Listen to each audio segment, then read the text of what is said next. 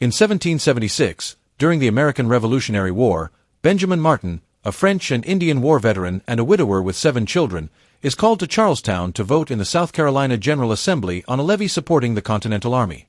Benjamin abstains, fearing war against Great Britain and not wanting to force others to fight when Benjamin himself will not do so. Still, the vote passes, and Benjamin's oldest son, Gabriel, joins the army against his father's wishes. By 1780, 4 years into the American Revolutionary War, Charlestown falls to the British Army. Gabriel, now a soldier, returns home wounded and carrying crucial rebel dispatches. The Martins shelter both British and American wounded, but their refuge is soon disrupted by Colonel William Tavington and his dragoons. Tavington forcibly conscripts the Martins' former slaves, accuses Gabriel of being a spy, and arrests him. When Gabriel's younger brother Thomas tries to intervene, Tavington ruthlessly kills him, orders the execution of the American wounded, and burns the Martins' home. Devastated and enraged, Benjamin sets out to rescue Gabriel. With his 2 younger sons, he ambushes the British convoy transporting Gabriel, using his skill as a veteran to brutally annihilate nearly all the soldiers. The surviving British soldier informs Tavington of the ambush, leading to Benjamin's feared and infamous nickname, the Ghost.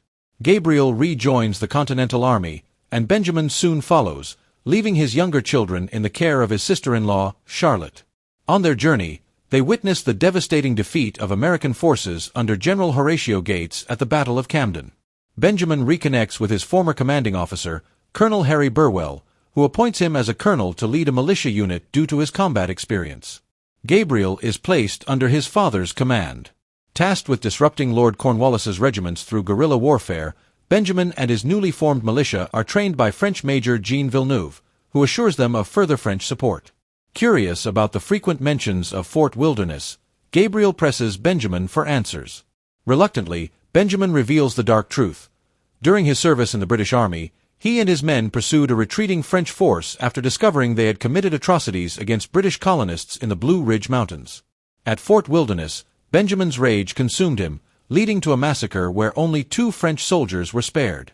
These survivors were forced to deliver the severed heads of their comrades to the Cherokee.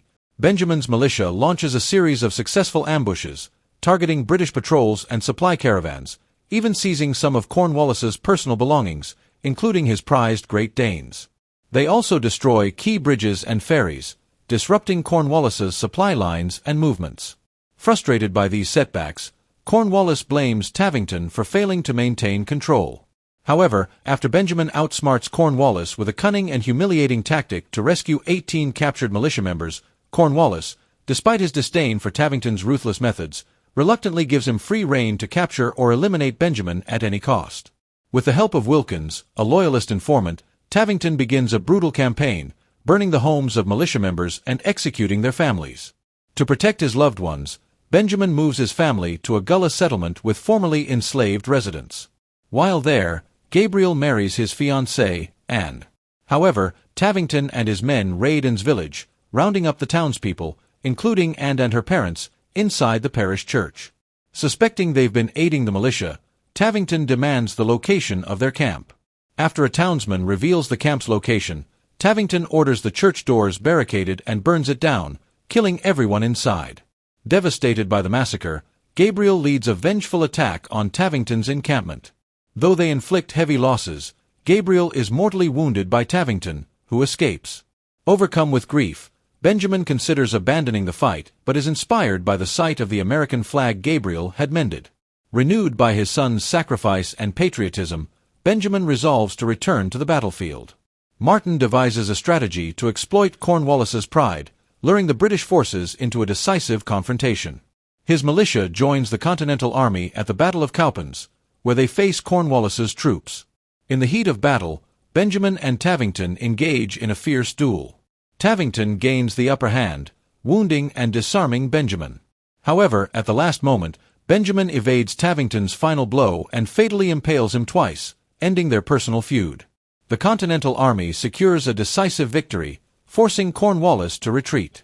Eventually, Cornwallis is cornered at Yorktown, where his forces surrender to the combined American and French armies, signaling the war's end.